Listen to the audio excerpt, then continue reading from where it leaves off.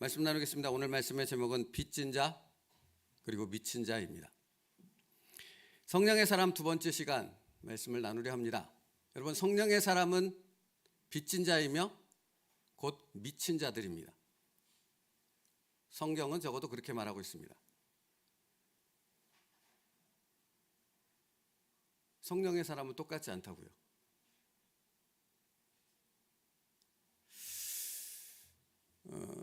이천호 목사님이라는 분이 있는데 그분이 책을 한 권 썼습니다. 근데 책 제목이 각설이 예수입니다. 이 책이 나오자마자 교계의 많은 사람들이 그 목사님께 항의 전화를 했습니다. 하고 많은 제목도 많은데 왜 하필 각설이 예수냐는 겁니다. 예수님을 비하하는 거냐는 겁니다. 예수님을 모독하느냐라는 항의 전화들이 수없이 그 이천호 목사님께 왔다고 합니다. 그런데 그 책의 내용을 읽어보면 왜 각설이 예수인지를 명확히 알 수 있습니다. 이 이천호 목사님이 목사가 되기 전에 어린 시절에 시골에서 살았는데 너무 가난해서 그 가난을 피하고자 서울로 홀로 상경을 했습니다. 여러분, 과거 70년대, 60년대, 70년대, 80년대 이때 시골 꼬맹이가 서울로 상경하면 보통 어떤 일이 벌어집니까? 불량한 사람들이 그 아이를 데려가죠. 그러니까 소매치기를 하거나 이런 일들을 하는 그 집단이 그 아이를 데려가서 그 아이를 훈련하죠. 이 이천우라는 소년도 다르지 않았습니다. 홀로 상경했는데 갈 데가 없죠. 아는 사람이 없죠. 그러니까 그런 사람들에게 이렇게 넘어가서 결국은 소매치기를 배우는 그런 아이가 되어집니다. 그래서 열심히 소매치기를 훈련해서 이제 실습에 나서는 날이 되어졌습니다. 그래서 서울역으로 가서 소매치기를 하는데 소매치기는 이렇게 3명이 짝이 된다고 합니다. 그러니까 찍어주는 사람, 이 사람이다라고 찍어주는 명령을 내리는 사람, 그 다음에 이렇게 바람을 잡아주는 사람, 그 다음에 실제로 그것을 끄집어내는 사람. 이 이천우 소년이 감당했던 것은 끄집어내는 역할이었습니다. 그것을 훈련했고 이제 첫 실습하는 날입니다. 그래서 서울역에 가서 그 이제 지시를 내린 사람이 찍었고 바람잡이가 바람을 잡았고 이제 기회가 와서 꺼내기만 하면 됩니다. 이렇게 딱 꺼내려고 하는 순간 어렸을 때 교회에서 들었던 말씀이 그 마음에 떠오르더랍니다. 내 이웃의 것을 도적질하지 말라. 하필 그때 그 말씀이 떠오른 거예요. 그러니까 이 친구가 꺼내야 되는데 다 완벽하게 준비돼서 꺼내기만 하면 되는데 못 꺼내겠는 거예요. 오히려 이것을 꺼내기는커녕 이 지금 소매치기를 당할 위기에 처해 있는 사람에게 이렇게 툭툭 두들기면서 당신 지금 소매치기 당하고 있는 거라고 빨리 가라고 이렇게 알려준 거예요. 그러니까 결국은 첫 실습인데 소매치기는 성공을 하지 못하고 이 소년이 그렇게 했다라는 것을 왜 그 사람들이 모르겠습니까? 얼마나 눈치 빠른 사람들인데 걸린 거죠. 이 친구가 이제 창고 같은 데로 끌려갑니다. 그래서 수없이 매를 맞습니다. 근데 매 맞는 것에서 끝나지 않고 2층에서 이 어린 친구를 던진 거예요. 바닥으로. 근데 이제 그 바닥에 뭐가 있었냐면 그 왜 맥주병들 이렇게 플라스틱에 넣어놓은 것 있지 않습니까? 이게 잔뜩 들어있는 거. 그러니까 그 위로 아이가 떨어진 거예요. 근데 이게 한 번 떨어진 게 아니라 몇 차례 맞고 떨어지고를 반복한 거예요. 그러니까 떨어질 때마다 맥주병이 깨지고 그 떨어진 파편들이 이렇게 얼굴에든가 이렇게 다 박힌 거예요. 그리고 이제 몇 차례 그 모진 그 폭행을 당하고 이제 창고 같은데 갇혀 있었는데 이제 의식을 잃었다가 신랄 같은 의식을 회복했는데 살아야 되겠다 이런 생각이 들더래요. 그래서 그냥 무조건 빛이 보이는 곳으로 나가서 무조건 도망을 간 거예요. 어디로 도망을 갔는지는 모르겠는데 도망을 가다가 쓰러진 거예요. 실신을 한 거예요. 근데 이 친구가 눈을 뜨고 이렇게 딱 떴는데 웬 허름한 곳에 자기가 있더래요. 그리고 자기의 몸에 그 막 모든 파편들이 박혀 있는 그 유리 조각들, 그것들이 이렇게 다 제거가 되고 거기에 약이 발라져 있고 붕대로 이렇게 감아져 있더래요. 그래서 상황을 나중에 알아보니 어떻게 된 건가? 웬 어린아이가 맥주병으로 잔뜩 이렇게 상처가 나서 피를 흘리는 상태에 쓰러져 있는데 그것을 지나던 그 각설이가 그 아이를 살리겠다고 보듬하는 거예요.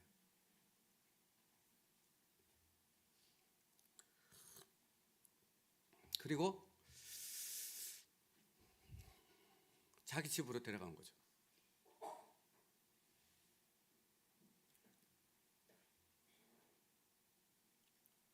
근데 이 각설이가 그 아이를 살릴 수 있는 방법이 없었습니다.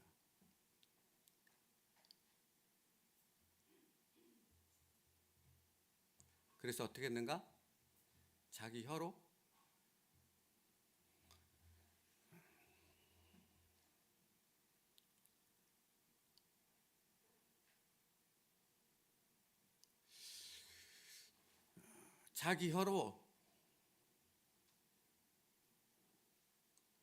그 모든 유리 조각을 다 핥았습니다.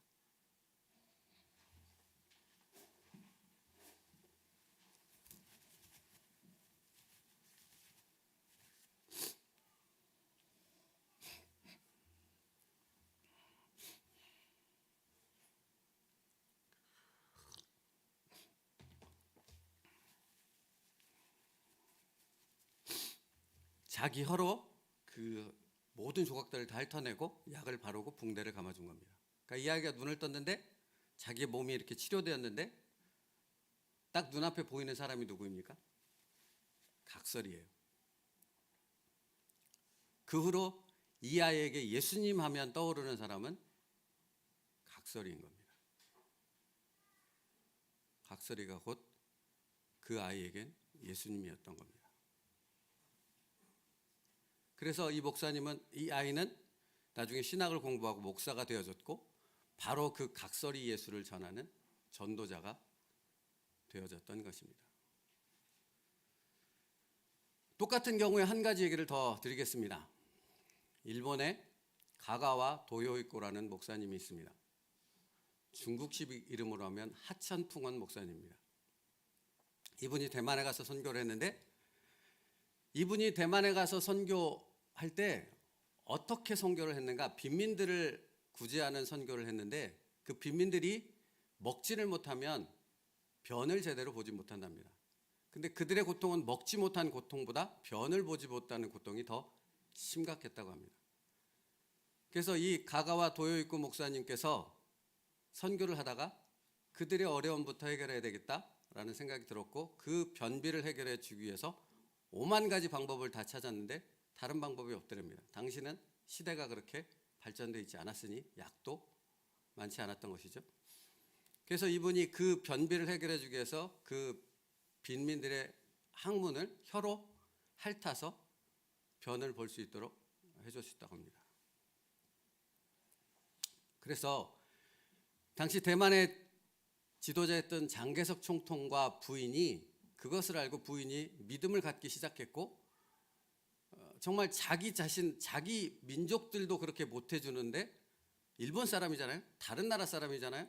그 일을 하는 게 너무 신기해서 불렀답니다. 그래서 어떻게 그런 일을 할 수 있습니까? 라고 가가와 도요이코 목사님에게 물었답니다. 그랬더니 그 목사님이 역시 이천호 목사님과 동일한 얘기를 하다릅니다.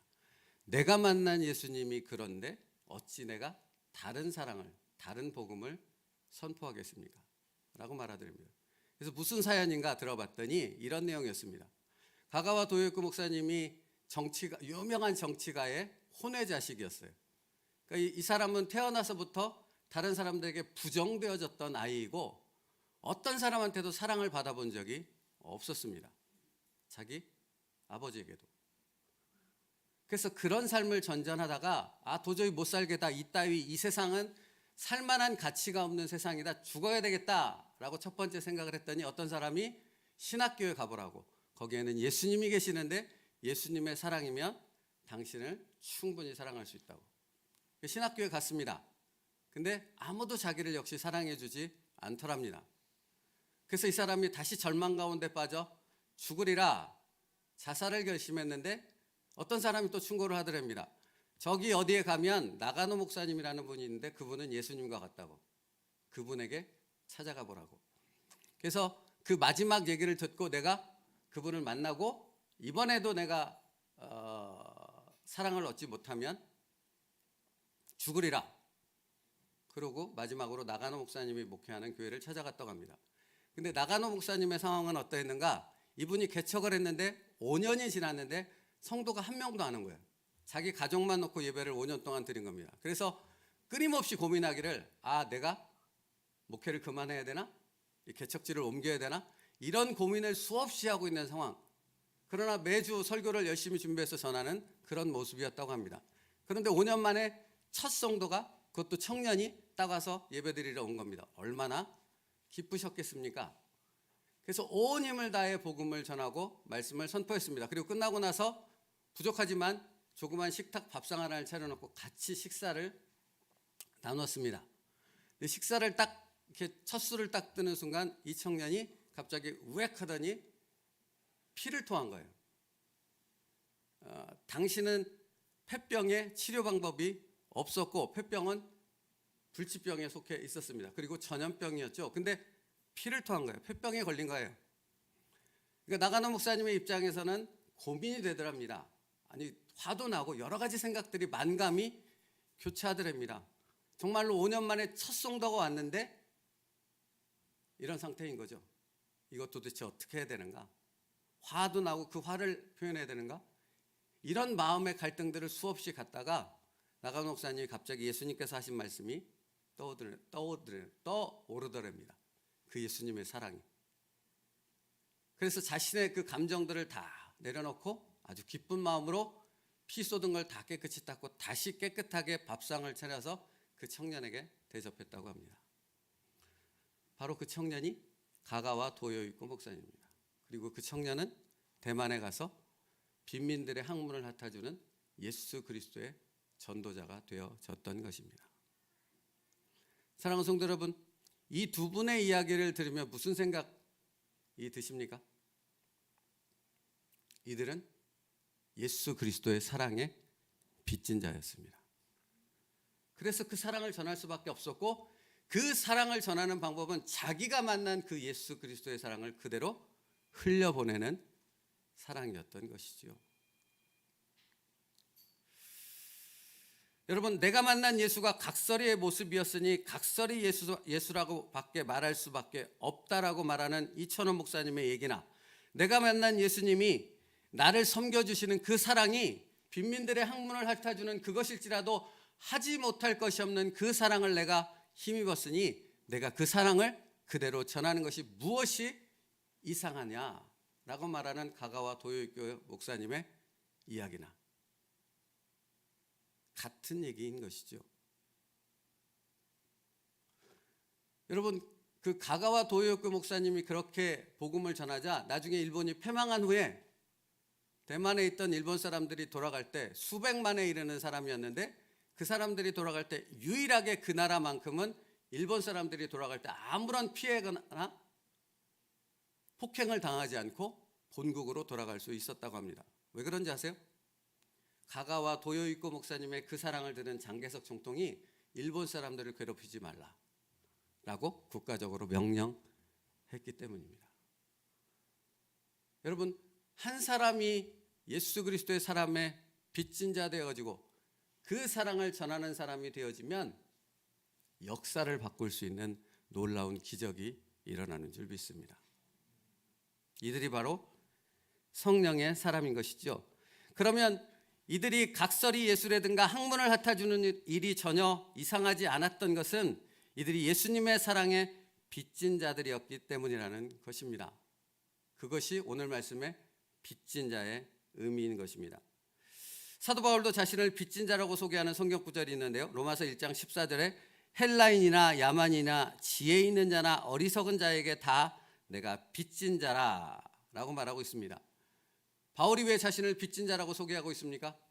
예수 그리스도의 생명의 복음을 성령을 통해 받았기에 그 복음을 전하는 자의 빚진 자라는 의미도 있지만 두 번째로는 예수 그리스도의 사랑을 받은 자로서 그 사랑을 전하지 않고서는 견딜 수 없는 자에게 자신을 빚진 자라고 말하고 있는 것입니다. 사랑하는 성도 여러분, 그래서 요한복음은 이 부분에 대해서 이렇게 설명하고 있습니다. 다음 주에 살펴볼 말씀인데요. 요한복음 3장 16절 17절에 하나님이 세상을 이처럼 사랑하사 독생자를 주셨으니 이는 그를 믿는 자마다 멸망하지 않고 영생을 얻게 하려 하심이라. 하나님이 그 아들을 세상에 보내신 것은 세상을 심판하려 하심이 아니요 그로 말미암아 세상이 구원을 받게 하려 하심이니라. 죄로 인해 멸망받아 죽을 수밖에 없는 사람들에게 필요한 것이 무엇이겠습니까? 하나님의 아들 예수 그리스도뿐인 줄 믿습니다. 오직 그리스도의 복음만이 그들에게 구원을 줄 수 있기 때문입니다. 하나님께서 이 세상 인간들을 사랑하셔서 독생자를 주신 이유가 바로 그것 때문입니다. 그러므로 예수님의 피값으로 사신 교회에서 전해야 될 것, 예수의 피값으로 세워진 교회에서 선포되어야 될 것이 무엇이겠습니까? 인간적인 위로입니까? 세상적인 동정입니까?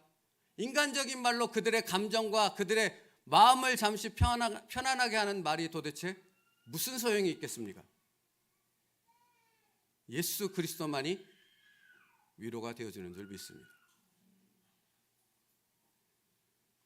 이천호 목사님이나 가가와 도요이코 목사님이 예수 그리스도를 만났고 복음의 진짜를 들었기 때문에 그들이 그 복음을 전했을 때 수많은 사람들이 그 복음을 듣고 바뀌어지는 역사가 일어날 수 있었던 것은 복음만이 그 영을 살리는 유일한 방법이기 때문인 줄 믿습니다. 말씀과 기도가 아니면 그 사람의 영혼을 살릴 수 있는 다른 방법은 없습니다. 여러분, 다른 방법이 있다면 저는 여기서 이 얘기를 하지 않겠습니다. 다른 것을 이야기하지. 사람의 영혼을 살릴 수 있는 방법은 말씀과 기도밖에 없습니다. 그것이 아니면 다른 방법이 없기에 그것만을 선포해야 되는 것이 교회이고 그것만을 선포해야 되는 것이 이 강단에서 나가야 될 메시지인 것입니다.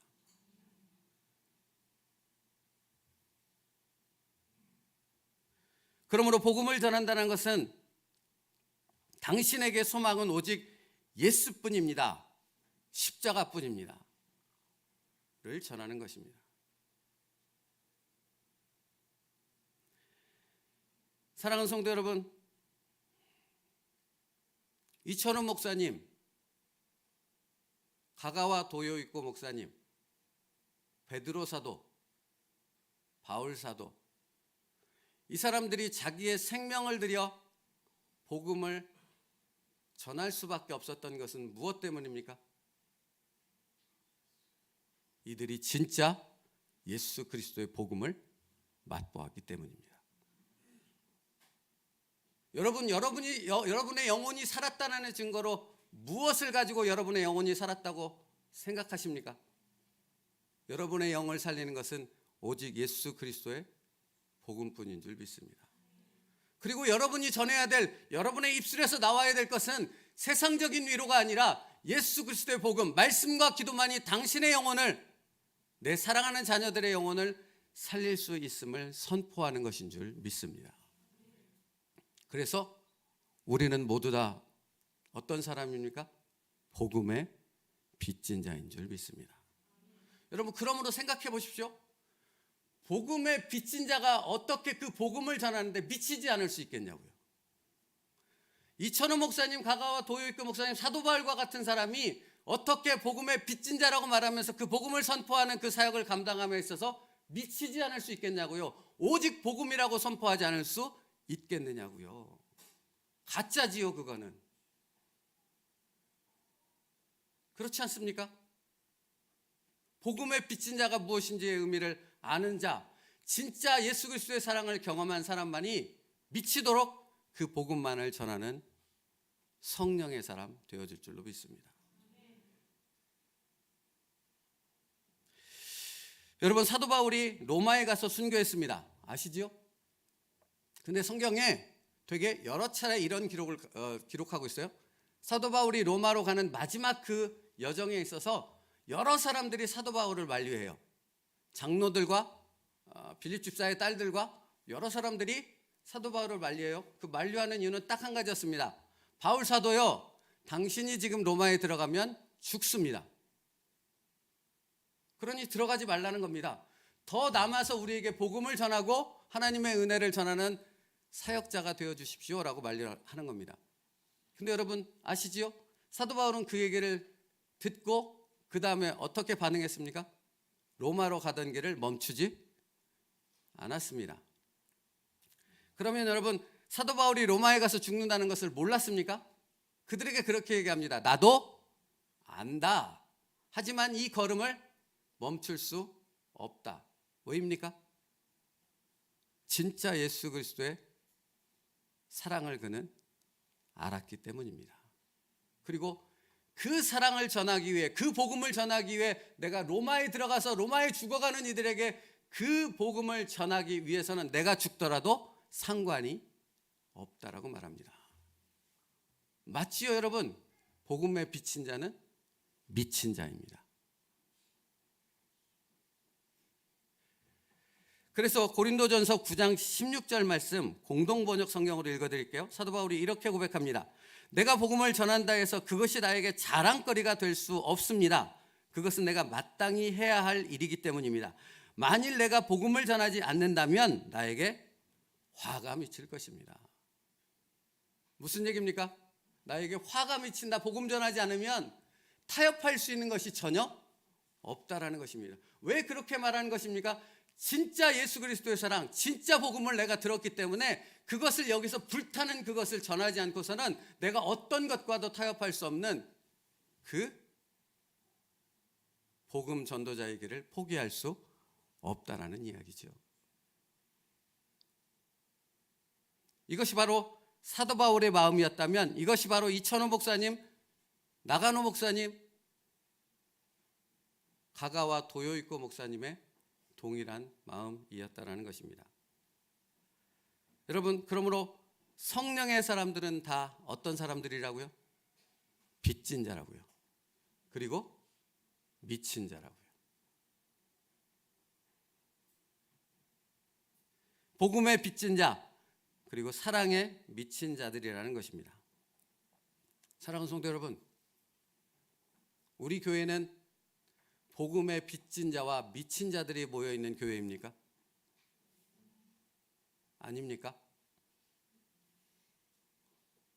복음에 빚지고 예수 그리스도의 사랑에 미치지 않은 사람들이 모인 교회는 있으나마나한 교회입니다. 왜 있어야 되겠습니까?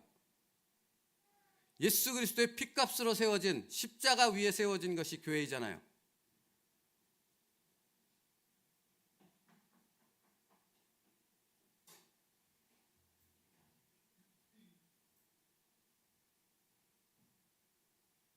생명은 오직 복음에만 있는 줄 믿습니다. 여러분이 입을 열면 여러분의 사랑하는 가족에게 그 복음을 선포할 수 있는 역사가 있기를 축복합니다. 그런데 여러분, 제가 이천호 목사님과 가가와 도요이코 목사님의 이야기를 전한 건 그 복음은 말로 전해지지 않습니다. 무엇으로 전해집니까? 그의 삶으로 전해집니다. 어떤 집사님의 아들이 이런 얘기를 했다고 합니다. 내 아버지와 내 아버지와 같이 신앙생활을 할 거면 나는 예수님 안 믿는다고. 여러분이 부모입니다. 내 사랑하는 자식이 나처럼 믿는 그런 믿음이라면 교회 다니지 않고 믿지 않겠다라고 고백한다면 사랑하는 부모님 여러분, 그 소리를 듣고 무엇 하시겠습니까? 통곡하여 울지 않겠습니까? 자신의 가슴을 찢지 않겠습니까?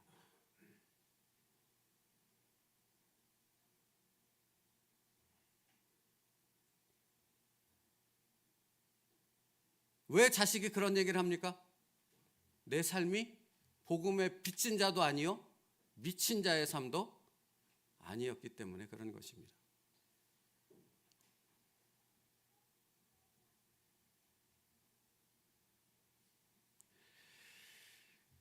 사도행전 26장에 보면 사도 바울이 베스도 총독한테 이런 얘기를 듣습니다. 바울아, 내가 미쳤도다. 근데 베스도 총독한테 바울이 미쳤도다 하는 소리를 듣는 이유가 무엇인지를 사도행전 26장 앞부분에서 설명합니다. 바울이 전했던 복음의 내용이 무엇인가를 기록하고 있어요. 잠깐 들어보세요. 사울아 사울아 내가 어찌하여 나를 박해하느냐? 가시질을 뒷발질하기가 내게 고생이니라. 내가 대답하되 주님 누구시니까? 주께서 이르시되 나는 내가 박해하는 예수라. 일어나 너는 너의 발로 서라. 내가 내게 나타난 것은 곧 내가 나를 본 일과 장차 내가 내게 나타날 일에 너로 종과 증인을 삼으려 함이니 이스라엘과 이방인들에게 내가 너를 구원하여 그들에게 보내어 그 눈을 뜨게 하여 어둠에서 빛으로 사탄의 권세에서 하나님께로 돌아오게 하고 죄 사함과 나를 믿어 거룩하게 된 무리 가운데서 기업을 얻게 하리라 하더이다. 이게 무슨 말인지 아세요? 사도 바울이 베스도 총독 앞에서 자기가 어떻게 이렇게 빚진 자와 미친 자가 되어졌는지를 간증한 거예요. 그랬더니 베스도 총독이 바울아 너는 미쳤다라고 말한 것입니다.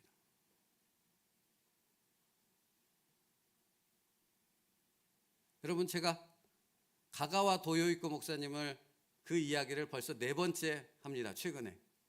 근데 할 때마다 그 얘기를 할 때마다 제가 통곡을 했습니다. 왜냐하면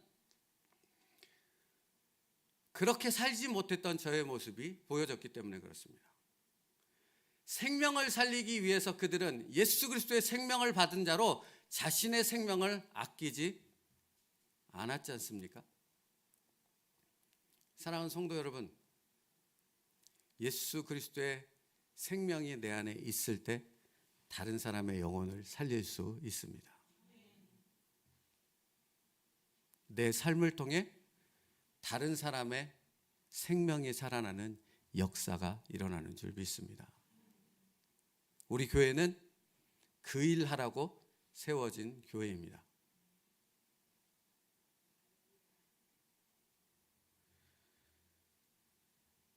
말씀 마치겠습니다. 누가 성령의 사람입니까? 어떤 삶을 살아가는 사람이 성령의 사람입니까?